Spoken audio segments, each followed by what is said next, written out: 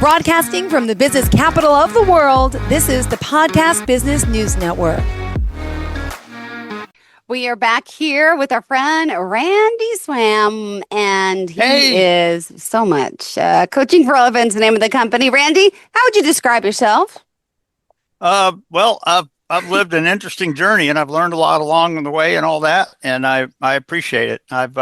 What I look to do is to totally bring freedom to potential to other people, not because you're telling them what to do, but you're coaching them and you're helping their mindset and their brain be involved in ways that make them more successful than they ever thought. And that's my passion. That's what I'm about.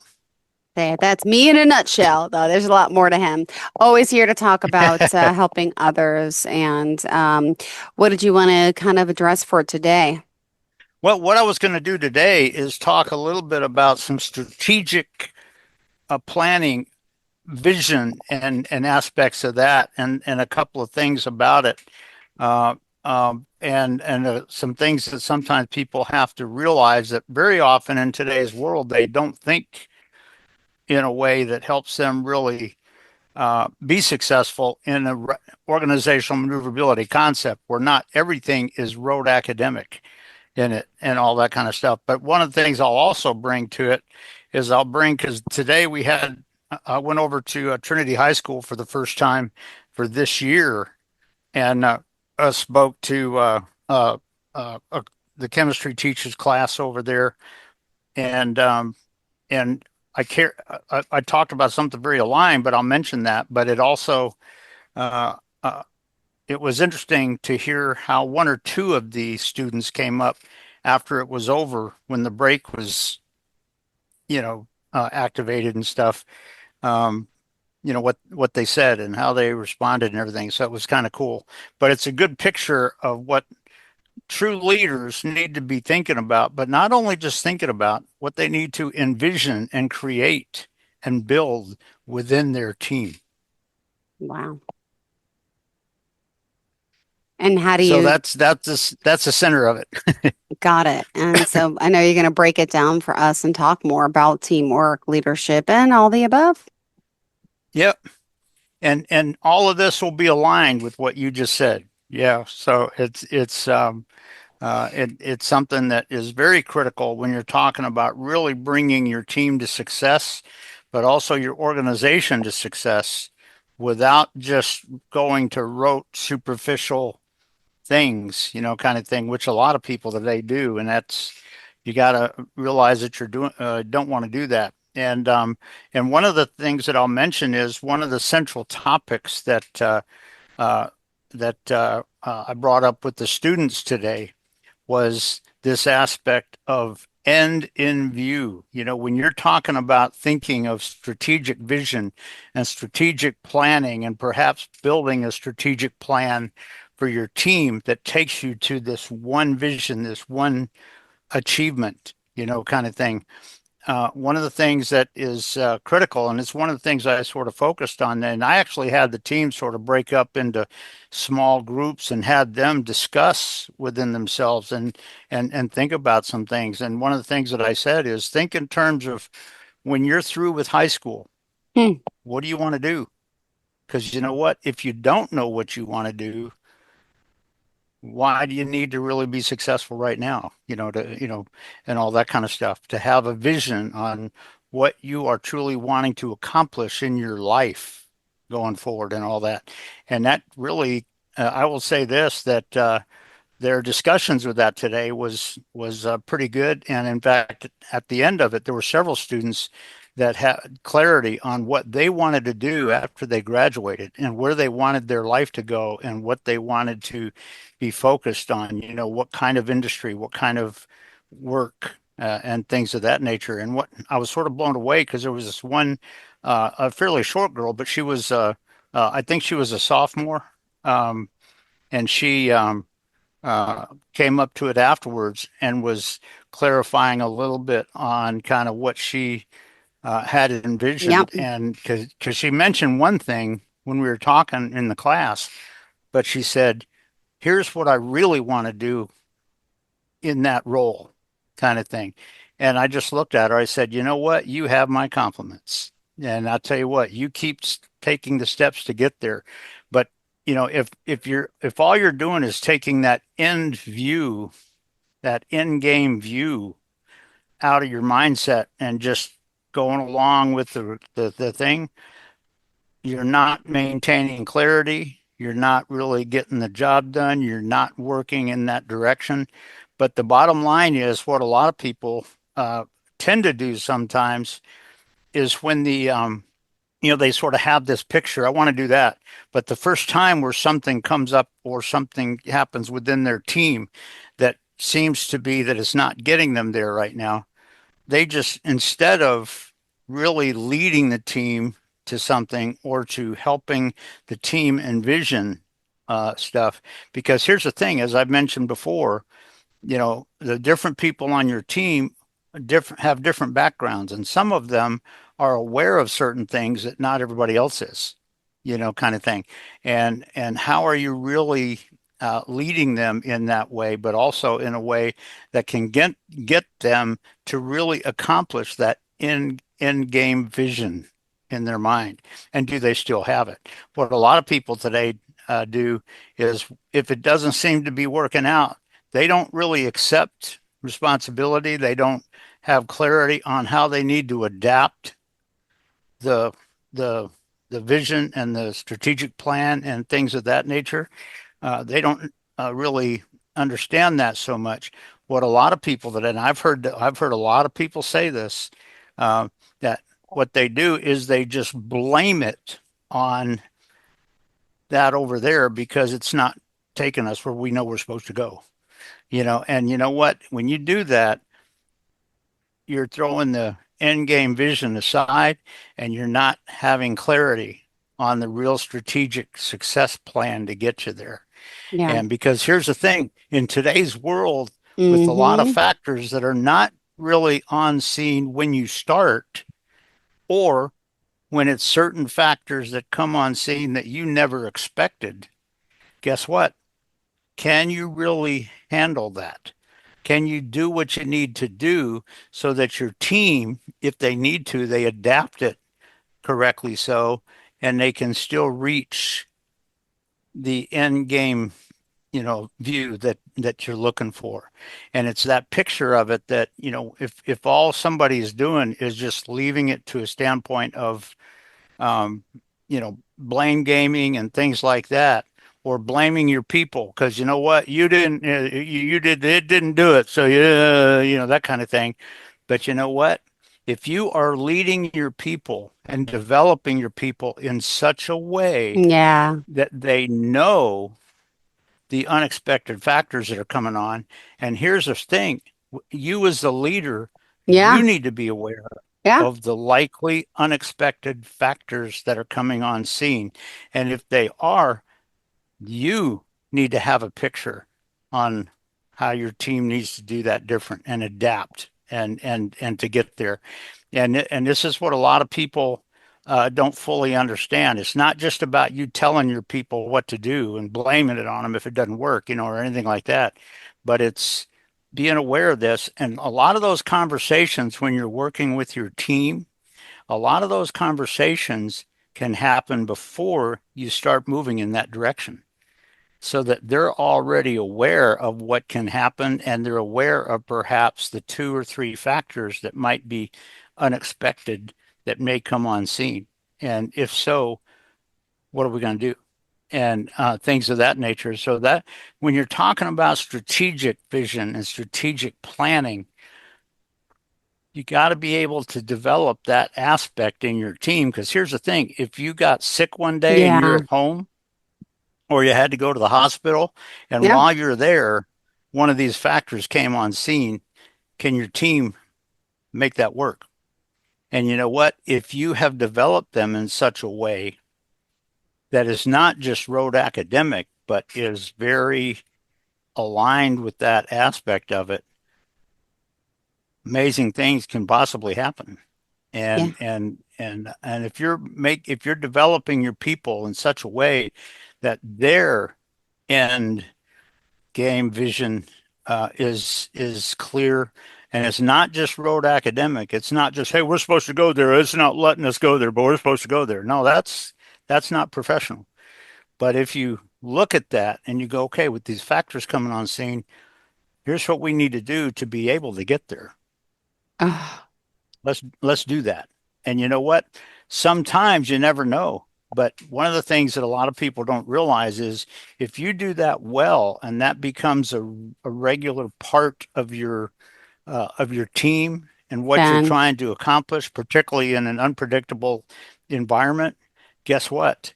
It may be that they didn't go to the end vision of it. They went there and through it and even to a higher level. And you know what? You come up and you see what they're doing, and it's like, wow, yeah. And you know what? When your CEO comes in and applauds your team and pats you on the back because they went further than expected, that can be a huge thing, maybe. When you're thinking about this aspect, and it's all just in the strategic mindset, but you gotta have some real clarity when you're leading your team and when you're doing what you're doing. You got to have some real clarity on this concept of the end, end game view, if you will, put it that way, kind of thing, on what that really looks like. And it's not just a rote superficial thing, but is it really getting there? And you know what? How do we know? And are we able to do that? Because if you sit there and you or your team is starting to just totally focus on rote academic things and play blame games to what, well, I did what we're supposed to do, but it didn't get us there, and all that kind of stuff. You hear some people talk like that. And if you do, they are not being a leader and their team is not developing because it's just something to think about that when you're talking about this end game vision of what you're trying to accomplish. If you always have that, but it's not just going through rote academic things to get there. It's going in the direction that you're strategically going in, but also if unexpected factors come on scene, what are you going to do about it? Can you do something about it? Do you have clarity on that? Do you understand what? And guess what? It may be that you don't need to go 80 degrees this way. It may be you just need to go 15 to adapt a little bit and to Yeah. get there. And to have clarity on that is not just you telling them what to do, because here's the thing. If you and your team start to really communicate together and start really exploring these issues, then guess Mm-hmm. what? You're going to be developing the ability to handle those that quick when it happens. And that doesn't happen just because you're telling them what to do. And but it's just something to think about when you're talking about this aspect of strategic vision, strategic aspects, and also leading and developing your team. Because if all you're trying to do is sit there and say, "Well, you just shut your brain off and do what I tell you to do," you're not getting the job done. Yeah. And because here's the thing, if you have 8 people on your team that are dealing with that one circumstance, you know, point to point right there, Mm-hmm. they may have a clearer picture of it than you do. Yep.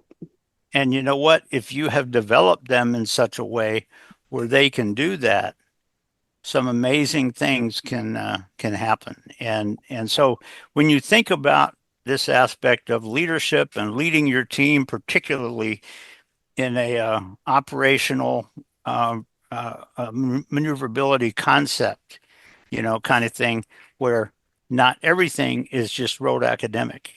Um, you know, for those that listen, I simply tell them, what do you need to do differently to develop this in your team? And it's not just telling them what to do, but it's developing their awareness in this, developing their ability to process. And if you think about this from the neuroscience aspect, how is your brain really working? Are you shutting the brains off so that it doesn't process anymore? It just goes with this thing that somebody told me. or are you developing them in such a way that their mental processing is truly getting them there? So when you think about this aspect of like I say, this end game picture and this strategic vision and this strategic decision making and things like that, that can happen very wrong where you can't get there, but it can also happen amazingly well where you went further than you thought you would. And Yeah. and your CEO maybe comes up and applauds your team and whatever kind of thing, because that's the aspect of it. But when you think about that end game picture and you think about the strategic vision, the strategic plan, what you're trying to accomplish with it, all of those aspects are key. And like I said, I was impressed with a couple of the students today that actually mentioned a couple of things on what we were talking about. Because what I did is I had them talk for about 5 minutes in small groups about, you know, kind of what did they want to do at the end of this year? What did they want to be going, kind of thing. And also when they, graduated from high school, what is your vision on what you want? What is your Yep. vision on where you're going? And guess what? Right now is not a bad time to think about that. I will say this, that my great granddaughter um, has absolute clarity on what she wants to do. And how old is she? She's actually 15 right now. She's next, amazingly enough, next May she turns April, I think it is. I'd have to double check my phone, Oh my but gosh. it's she turned 16, and it's kind of amazing because about a year ago, I told her dad, I said, well, you realize she's within about 1 year of getting her driver's license. And he Oh went, my oh, wow, gosh. yeah, kind of thing. But you know what? She knows exactly. Now, she had a couple of thoughts on it, all related to a medical Mm-hmm. field. But right now, and she's um, I think I'll have to double check, but uh, uh, I think she's a senior in high school at that age and stuff. But it may be she's a junior. I'd have to go back and double check. But the bottom line is, she is absolutely clear. She hasn't graduated yet, but she is absolutely clear on what she wants to do and how she wants to go there and do it, and all that. And you know what? When we're talking about leading our teams in challenging situations or challenging environments or organizational maneuverability concepts and you know uh, elements and everything, in order for us to truly reach radical success and achieve the amazing results, that doesn't happen just Yep. because you tell them what to do. It happens because you've developed them and their processing takes place and they can And handle the decisions. And sometimes they'll be aware of a certain little insight that you were not aware of and nobody else on the team was, of because course. their background might, have that. But you know what? If you've developed them well, they know what they need to do. And you know what? You can find yourself getting there in ways that you would have never imagined. And so it's just something to think about, that when you're talking about this, and like I say, it was a real thing this morning because it was the first time with the high school kids for this year. We meet about every month. I partner together with the chemistry teacher and stuff, and I go over there about once a month and speak to them and stuff like that. And but their reaction this morning was pretty cool, pretty awesome. Wow. And so, but but this is a central theme that I brought to it, to say, hey, when you're done with this year, what do you want to be different? Where are you going? But not only that, when you graduate, where does your vision have you going? Kind of thing. And if you're clear of the end game picture on it, guess what? You can rightly Mm-hmm. define each step along the way that'll get you there. And so it was this morning, it was this aspect of having clarity and maintaining clarity on that end game vision kind of thing, and letting it help make the decisions and things like that. But that's also very aligned with strategic vision and strategic thinking, and also some things that you need to be doing. And as a leader, as a true leader, guess what? Again, as I mentioned, it's not about you just telling them what to do. It's about you developing your people so that when those things happen, they can make the right decisions because they have clarity on it. Not because you told them rote academic stuff, no, but they understand the true value, the true success that can come out of this with this unique situation, and how all of that can come together to reach that end game that we're looking for. Yeah, And now, when your people are doing that, amazing things can happen. And guess what? If you're they having are. those conversations together, then Mm-hmm. everybody's aware of it, and it's like, oh yeah, yeah, kind of thing. And so it's just something to think about, that when you're thinking of strategic vision and strategic thinking, that's just a key aspect about it. Mm. Well, hold on. I got to ask this. At what Okay. age? Okay, I have kids.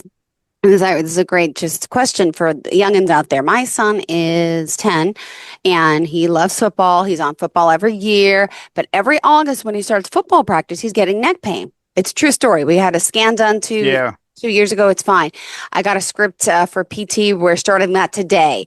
Hmm. Last night I sent him to practice and he was upset and crying, saying he was in a lot of pain, which I don't doubt he is. But I tried to have a conversation with him about. He's like, well, I just want to go home, lay down. I'm like, you still need to be present. You're not injured to the point where you can. I want you here on the field. I want you with the coach. I'm trying to make him understand this Sitting work on the sideline ethic there, yeah, with the team, yeah. work ethic and to instill it at this age. And I had a parent come over to me and gave him like a great pep talk saying, the next 2, 3 years of your life are crucial, Austin. You have to make a decision. If you're injured, that's one thing. If you're in pain, that's another thing. But you have to show that you're committed, that you're here, that, you're doing this for your team. You should be present and you can just sit on the side. And so my son ended up sitting there and everything. And fine, I get it. But like, I just feel to instill leadership, to instill, doing Hmm. the right thing and work ethic in someone. I mean, as a single parent and talking to a guy about it and younger kids, I mean, really, what age, shouldn't we be instilling this in them now? And like, I come across mean, Yep. and my son says, I'm not, you're so mean, you're making me be here. And it's like, as a parent, you feel guilty, but like, I'm doing the right thing by still dragging his butt there, is what I say. And then And my sister disagrees. Oh, he's not feeling well. And I'm like, I don't care what he's feeling. I go to work when I'm sick. If he's injured, it's a different story. But just some yeah, advice, maybe on if you can, for me when it comes to children.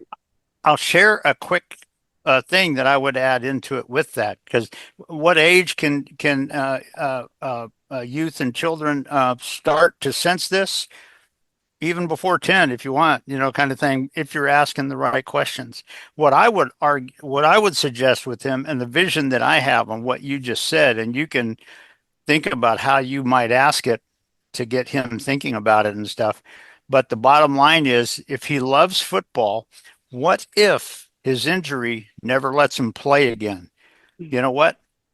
What if he can't play, but he has a role where he can become a football coach? Mm-hmm. And Yeah, he wants to work with players, and he wants to lead a team, and he wants to win championships as the head coach, got it. something like that.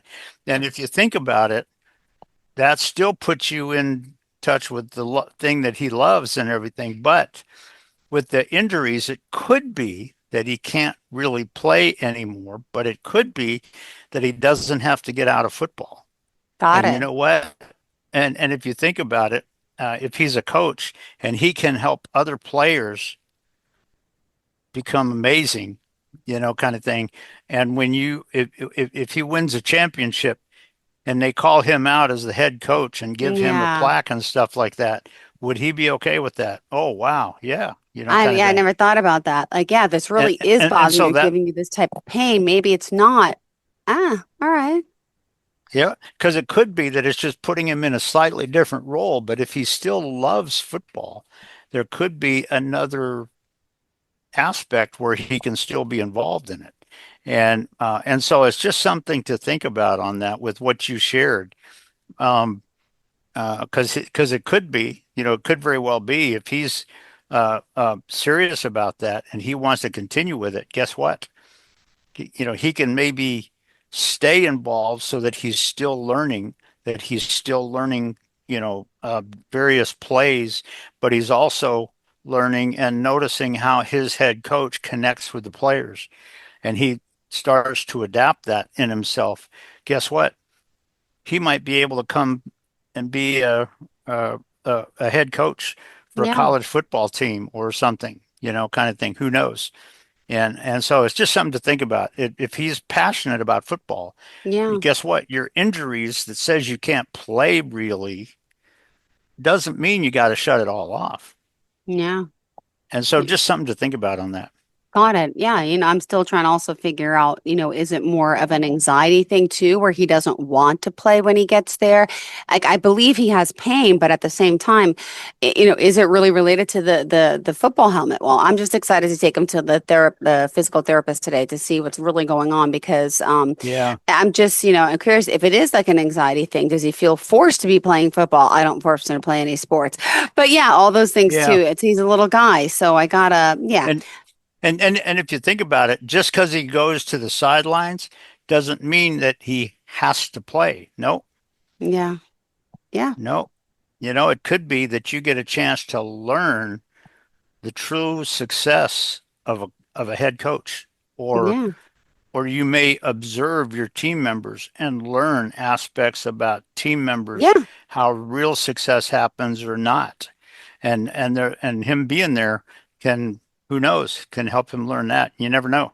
True. And learning the plays and being, all right, thank you. Take that to heart later. Again, after therapy, we're going back to practice. So thank you so much, Randy, always for your thoughts. And if someone wants to reach out to you, and you're so sweet, he's very unsolicited, but he should be more. But go ahead, tell me, how do we reach out to you? Could you share the website, how we can contact you, please? Yeah, it's a Coaching for Relevance website. And at the very bottom of the homepage on it, you'll see it has my cell phone and it has my email on it. And as you kind of implied correctly, so I don't do cold call selling, so I don't sit there and just try to pull you into something or whatever. But if you have a need, we'll come up with something. But I just generate calls, get to know people, have conversations. And like I said, if somebody has a real need and they ask about it, then we'll come up with something. So just something to think about. Much, Randy. We appreciate your time. You have a great day. And to all of our listeners and viewers, stay tuned. We'll be right back after the break.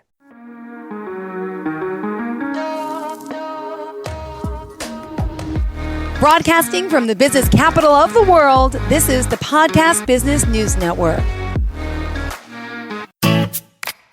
Hi, this is Terry Crews, actor, former football player, game show host, father of 5, and all-around big dude. I'm also an expert on drama. I know all kinds of drama. There's the good kind that comes with having a house full of kids. There's the bad kind, like season-ending injuries. There's the necessary kind, like having an agent in Hollywood. And there's silly drama, like the drama around my percolating pectorals. And then there's the drama you can skip. Skip the drama that comes with not having your high school diploma or equivalency. Find free adult education classes near you and finish your high school diploma. Visit finishyourdiploma.org. Or text diploma to 97779. Message and data rates may apply. Reply STOP to opt out. That's diploma to 97779. And leave the drama to actors like me. Brought to you by the Dollar General Literacy Foundation and the Ad Council.